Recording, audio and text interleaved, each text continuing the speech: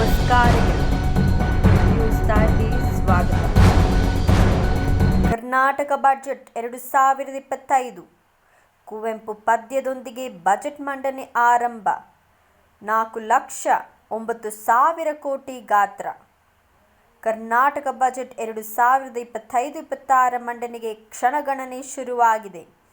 ಅತಿ ಹೆಚ್ಚು ಬಜೆಟ್ ಮಂಡನೆ ಮಾಡಿದ ಸಿಎಂ ಎಂಬ ಹೆಗ್ಗಳಿಕೆಯ ಪಾತ್ರರಾದ ಸಿದ್ದರಾಮಯ್ಯ ಅವರು ಇದೀಗ ತಮ್ಮ ದಾಖಲೆಯ 16ನೇ ಬಜೆಟ್ ಮಂಡನೆಗೆ ರೆಡಿಯಾಗಿದ್ದಾರೆ. ಈ ಮೂಲಕ ಕರ್ನಾಟಕದ ಇತಿಹಾಸದಲ್ಲೇ ಅತಿ ಹೆಚ್ಚು ಬಜೆಟ್ ಮಂಡನೆ ಮಾಡಿದ ಕೀರ್ತಿಗೆ ಸೇರಲಿದ್ದಾರೆ. ಮುಖ್ಯಮಂತ್ರಿ ಸಿದ್ದರಾಮಯ್ಯ ಇಂದು ತಮ್ಮ ದಾಖಲೆಯ 16ನೇ ಬಜೆಟ್ ಮಂಡನೆ ಆರಂಭಿಸಿದ್ದಾರೆ. ಸದ್ಯ ಸಿಎಂ ಮಂಡಿ ನೋವಿನಿಂದ ಬಳಲುತ್ತಿದ್ದು ಕುಳಿತುಕೊಂಡೇ ಬಜೆಟ್ ಭಾಷಣ ಮಾಡುತ್ತಿದ್ದಾರೆ. ಅಲ್ಲದೆ ಈ ಸಾಲದ ಬಜೆಟ್ನಲ್ಲಿ ಅಭಿವೃದ್ಧಿ ಮತ್ತು ಸಾಮಾಜಿಕ ಕಲ್ಯಾಣ ಯೋಜನೆಗಳ ನಡುವೆ ಸಮತೋಲನ ಕಂಡುಕೊಳ್ಳಬೇಕಾಗಿರುವುದು ದೊಡ್ಡ ಸವಾಲಾಗಿದೆ. ಒಂದು ಕಡೆ ಗೃಹಲಕ್ಷ್ಮಿ, ಯುವ ನಿಧಿ, ಅನ್ನಭಾಗ್ಯ, ಶಕ್ತಿ ಯೋಜನೆ, ಗೃಹ ಜ್ಯೋತಿ ಸೇರಿ 5 ಗ್ಯಾರಂಟಿ ಯೋಜನೆಗಳಿಗೆ ಅನುದಾನ ಹಂಚಿಕೆ ಮಾಡುವುದು.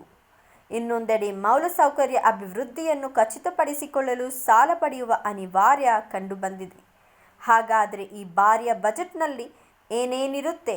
ಯಾರಿಗೆಲ್ಲ ಸಿಹಿ ಸುದ್ದಿ ಸಿಗುತ್ತೆ? ಇಲ್ಲಿದೆ ನೋಡಿ ಸಿದ್ದರಾಮಯ್ಯ ಲೆಕ್ಕಾಚಾರದ ಕ್ಷಣದ ಅಪ್ಡೇಟ್ಸ್. ಈ ಬಾರಿ ಗೃಹ ಜ್ಯೋತಿ ಯೋಜನೆಗೆ ಸಿಎಂ ಅನುದಾನ ಎಷ್ಟು?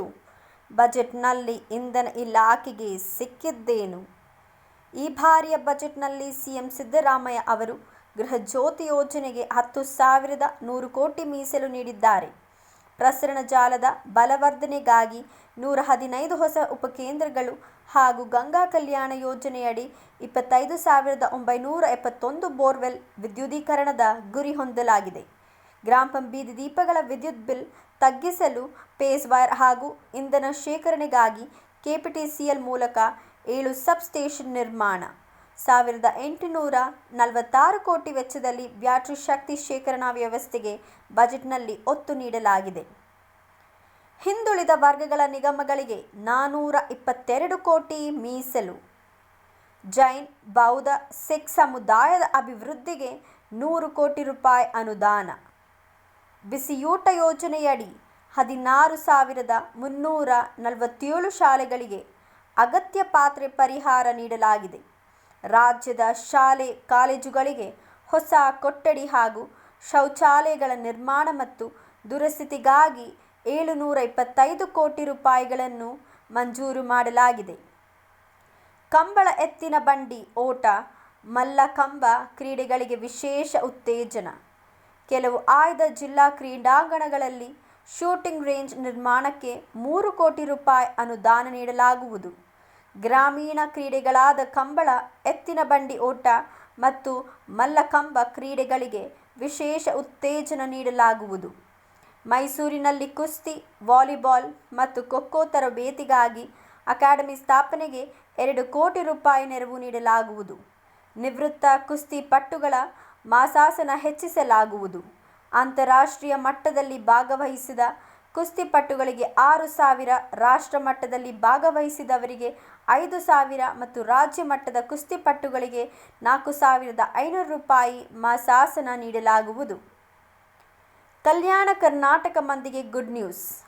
ಕಲ್ಯಾಣ ಕರ್ನಾಟಕ ಭಾಗದಲ್ಲಿ 5,267 ಶಿಕ್ಷಕರ ಹುದ್ದೆಗಳ ಭರ್ತಿಗೆ ಕ್ರಮ ಕೈಗೊಳ್ಳಲಾಗುವುದು. ತರ್ಕಬದ್ಧಗೊಳಿಸಿ 5,000 ಹುದ್ದೆಗಳನ್ನು ಭರ್ತಿ ಮಾಡಲಾಗುವುದು ಎಂದು ಬಜೆಟ್ನಲ್ಲಿ ಸಿಎಂ ಸಿದ್ದರಾಮಯ್ಯ ಘೋಷಣೆ ಮಾಡಿಸಿದ್ದಾರೆ. ಸಿದ್ದು ಬಜೆಟ್ ಗುತ್ತಿಗೆ ಕಾಮಗಾರಿಯಲ್ಲಿ ಮುಸ್ಲಿಮರಿಗೆ ಮೀಸಲಾತಿ. ಪ್ರವರ್ಗ 1, 2A, 2B ಮುಸ್ಲಿಂ ಸಮುದಾಯದವರಿಗೆ 2 ಕೋಟಿ ರೂಪಾಯಿವರೆಗೆ ಕಾಮಗಾರಿ ಗುತ್ತಿಗೆಯಲ್ಲಿ ಮೀಸಲಾತಿ ನೀಡಲಾಗುವುದು ಎಂದು ಮುಖ್ಯಮಂತ್ರಿ ಸಿದ್ದರಾಮಯ್ಯ ಬಜೆಟ್ನಲ್ಲಿ ಘೋಷಿಸಿದ್ದಾರೆ.